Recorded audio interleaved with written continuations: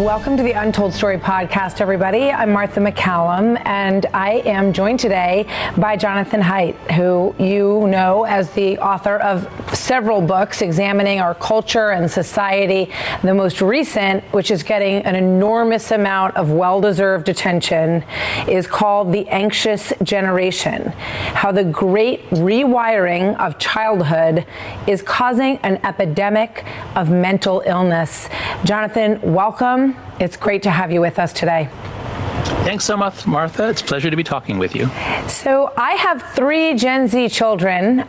So everything in your book describes anxieties and stresses since the invention of the iPhone and the selfie that I think have permeated their lives. I look at them as guinea pigs of this great frightening experiment, and I see the impact on them. I see it on other people their age, even in tragic ways in some of the extended circle of people that we know. So thank you, first of all, for writing this book, and I'd love to ask you to begin by explaining the thesis of this book for anybody who is living under a rock and has not heard about it yet. Yeah. Okay. Well, thanks so much, Martha. What you're describing, and pretty much anyone who has kids born after 1995, those kids are Gen Z. They're not millennials. They're Gen Z. And the difference is that they're much more likely to be anxious, depressed, self-harming, and suicidal. Something went really, really wrong with the mental health of young people. It didn't really hit until 2012, 2013. So my argument is this. The millennials went through puberty before they got before they got smartphones and Instagram. So the millennial generation, they didn't get social media till college, and they had flip phones. They were fine. A flip phone connects you to another person. All you can do is call and text. That's it. So as late as 2010, American teenagers had a recognizably human childhood where they would meet up with each other and get together. Between 2010 and 2015, everything changed. I'm calling that the great rewiring of childhood. Teenagers traded in their flip phones for smartphones with a front-facing camera, high-speed internet, unlimited data, and Instagram plus Pinterest plus other social media platforms. So by 2015, what kids are doing is they got this becomes the center of their life. Everything goes through the phone. They're not meeting up with each other much anymore. Time with friends it plummets. Time outdoors goes down. Reading books goes down. Everything goes down because in order to get 5 to 10 hours a day on your phone, you have to push out almost everything else. That's when mental health plummets for kids who are still going through puberty. Puberty is the crucial thing. We've got to protect our kids during puberty from this bizarre experiment that we've done on our kids. The scariest versions of this, and I think something that a lot of parents kind of allowed themselves to let phones take over in really scary ways. And, I'm always amazed when I see little kids sitting at a restaurant with their parents, and the kids are staring at a movie while the parents are talking. I think, what a wasted opportunity for all of you to be talking to each other. And I can't understand sometimes, Jonathan, why parents don't just say, and I'm not the perfect parent, I'm sure I let them, get away with too much use, believe me. But why don't they just say, look, honey and son, put those away. This is family time. It's like they let this whole trend, which is too light a word for it, just kind of take over their lives, and they didn't push back.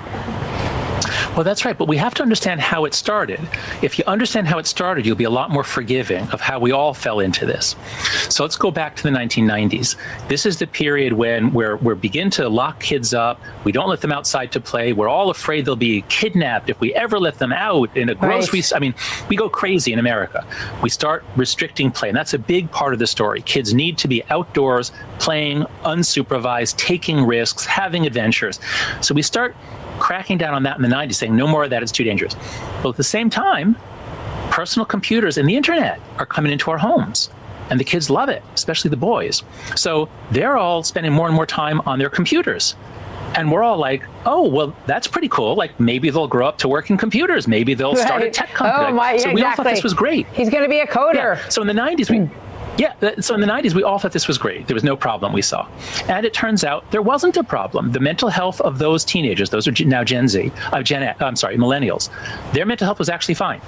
And then we go on into the 2000s, and now the internet's getting faster, data speeds are getting more, we're beginning to get video, now we're beginning to get pornography videos. Now we begin to get a little bit concerned, but the iPhone is so magical, we all love it, and so do our kids. Our kids, I got my first iPhone in 2008. Most of our family videos from then end with my son saying, iPhone, iPhone. Exactly. He wants it. And guess what? When I give it to him, he's happy, he's quiet. I can work at my computer. My wife can, work on whatever she wants to work on. So we all found these touchscreen devices, the kids love them, and they're quiet. So even as late as 2011, 2012, we're all like, well, this is pretty good. And we also think then, social media is going to save the world. Like it's, the Arab Spring, it's going to knock down dictators. So most of us are pretty techno-optimistic in the early 2010s. That's why we let this happen. Now, of course, the tech companies, they're pushing the devices, not just on us, on our schools. Our schools are now chock full of these devices that have no demonstrated value, that are distracting our kids from school, that are making them go to school and be on screens all day long in school. Yep. But this all happens in the early 2010s. And that's when mental health plummets. It takes us a few years to recognize it. And then during COVID, we all got confused. But now that COVID's gone, we can see the wreckage. Our kids are a mess. Not every single kid, but for girls, it's like a third to a half have anxiety or depression disorders. About a third are thinking about suicide or have thought seriously about suicide in the last year. So it's a horrible thing what we've done to our kids, but we didn't know what we were doing. I mean, but the tech companies did. I mean, they knew that they were hooking these kids. And, I remember there was like this Imagotchi or Tamagotchi or something thing that one of my kids had, which was just like this little pet. And it would tell you when it needed to be fed all the time. And if you were ignoring it, it kept, bringing you back so that you would keep it alive. And I think these were the early sort of adapters of this addiction thing. And, the cigarette comparison, I know you say isn't completely apt, but in many ways it is, because it was like, this will make you cool, this will connect you with people, this will give you something to do with your hands when you're nervous or bored and you're with people, all of these analogies. But they knew they were addicting our kids, Jonathan. They did. Steve Jobs famously would not let his children use the iPad. He saw how powerful it was. A lot of the tech executives, they send their kids to the Waldorf school, which is a school whose philosophy is no technology. Yes, they have a room with computers. The kids learn how to use computers, but you don't have all the technology in the classroom. You look at the teacher, you talk to the teacher, you talk with other kids, you use your hands, they do farming, they do crafts. Kids are physical creatures. They need to use their bodies, they need to use their hands, they need to hug and wrestle and touch and play. So yes, the tech companies, the founders, they knew what they were doing. Many of them took a course at Stanford called Persuasive Technology. They learned about little tricks to keep the person coming back, keep them on your screen. Don't let them go to another app. So yeah, they knew what they were doing and they did it anyway. That's actually a paraphrase, or actually a direct quote from Sean Parker talking about the early days of Facebook. So, you bring up, I'm thinking about how TikTok, which is, one of the more pervasive, newish iterations of this. Yeah. In China, they don't have the version of TikTok than we do. So that reminds me of what you just said, that, the Waldorf school, where the Silicon Valley bigwigs are sending their own kids, is keeping young children away from technology. I remember when my kids' school went all iPad, everyone thought this, wow, our child is at the most cutting edge school there is, right? But these people who get it in China and in Silicon Valley have been turning their kids away from this stuff for a long time. That's right. And so we're going to have to change our norms. It's going to be painful, but here's the trick. If we do it together, then it becomes much easier. It's very, very hard if you are the only one who says, how old is your oldest child? 28. So she's just on the cusp. The very beginning she's of 1995. Okay. Yeah. Right. Youngest is 2000. So she's technically a Okay, and your youngest is 2000? Yes, 2000 and 1998. Okay, so your later two are Gen Z. So when they were turning 11, 12, or they were in middle school, if you had said, if they come to you and say, Mom, everyone has an iPhone, I need an iPhone. And if you'd said no, then they're cut off, they're being made fun of, because no one wants to be the only one. That is the most painful thing. But if a bunch of parents in there had said, no, we're not giving our kids an iPhone, well, then it would be much easier. And so when the tech people, they send their kid to a school where nobody is using a phone, so it's easy. And the Chinese, I just saw a study today, the Chinese have put restrictions on screen time. I don't know how they did it exactly, but they found, a study done by some British people found that actually now Chinese kids are now getting more exercise. They're getting more activity. They're less sedentary. So yeah, the devices are hooking our kids, keeping them sitting, hunched over, staring at a screen, getting less sleep, getting less exercise, reading fewer books. And yeah, the Chinese are very happy. TikTok in particular, I'm really coming to see TikTok as probably the worst program out there. Along with Instagram for girls is very, very bad. Yes. But TikTok is uniquely bad because it seems to be the most addictive with the short form videos. And a lot of them are so degrading, so disgusting. I would urge parents to watch their child's TikTok feed for a while, if they have that. And just think, is this really what we want socializing our kids while they go through puberty and they're thinking about who I am and what I should be? The Untold Story continues right after this. When you talk about how important it is to have parents do this together, right? I think about the safety belt movement in America, because people were getting into accidents and thrown out of their cars and dying. And then you have Mothers Against Drunk Driving and, bumper stickers on every single car. And, suddenly kids are just saying to each other, well, you know what, you're the designated driver. And so these movements took this collective effort that you're talking about. And I've often thought, I'm saying to people, you know what, in the future, there's going to be these communities where people live, where there's no tech, where no one uses phones, or, almost like a modern day sort of utopia, mini utopia in certain places. But it takes parents to be strong enough to do this, because the problem is the parents are also addicted. The parents are also sticking, their nose in their phone all day long, myself included. And, it's like, can we do this? Is this effort going to happen? I know there's an effort between Chris Murphy and the governor of Utah to do something in Congress. What do you see happening that encourages you? Yeah. Oh, so I am so excited because this is a huge problem, and I've worked on huge problems before, and you don't get anywhere on them. This is a huge problem where almost everyone is ready to change. Almost everybody is sick of it. We've all seen our kids. We've all seen our friends' kids. We know something is wrong. In Britain, the revolution started in February. In February, some parents put up an Instagram ad saying, hey, come join us on WhatsApp groups called Smartphone Free Childhood. And thousands of parents flocked overnight, said, yes, we need this. And the British government is acting. The British government has issued a couple of really good laws that are going to get a handle on this, that are going to put in some age gating so that 9-year-olds can't go on Pornhub as they do in America. We're seeing that starting in America right now. It is totally bipartisan. As you say, we've got red state governors, blue state governors in Congress, in the House and the Senate. There are a lot of bipartisan bills. A really important one is KOSA, the Kids Online Safety Act, bipartisan sponsorship. That would at least make the companies treat children differently from adults. They have to have some duty of care. They have to recognize, the law requires them to recognize they can't exploit children as much as they exploit adults. They have to do certain things to make their time safer. So we are seeing movement in legislation. And most importantly, now every day, I am getting emails from parents around the country saying, a bunch of us parents read your book. We gave it to the teachers. The teachers all were reading it also. And we've all agreed we're going to go phone free in September. In September, all the kids are going to put their phones in a locker, a small phone locker, or in a Yonder pouch, and we're going to go phone free in September. People are ready to act because we all could tell there was something deeply wrong. And I think the kids have been waiting for someone to step in. My daughter used to go to a camp in Maine where they couldn't have any phones, for 6 weeks or whatever, and it was such a relief to these children.